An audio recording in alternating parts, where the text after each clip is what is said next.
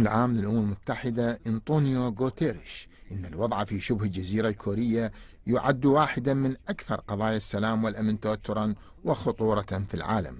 مؤكدا على أن أي عملية عسكرية ستكون لها عواقب مدمرة لا يمكن التنبؤ بتداعياتها. من جهته حث وزير الخارجية الأمريكي ريكس تيلرسون في كلمته المجتمع الدولي على التنفيذ الكامل لجميع القرارات التي تبناها مجلس الأمن حول القضية النووية لكوريا الديمقراطية، لافتا إلى أن بلاده منفتحة ومستعدة لإجراء حوار مع كوريا الديمقراطية، لكنه أضاف أن بيونغ يانغ يجب أن تكون البادئة في اتخاذ الإجراء.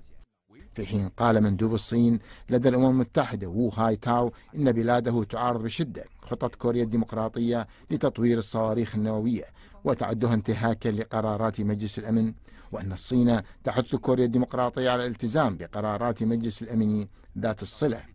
وأشاروا إلى أنه يتعين على جميع الأطراف المعنية ألا تتبادل التصعيد المحموم للاتهامات وأن تعمل على ممارسة ضبط النفس.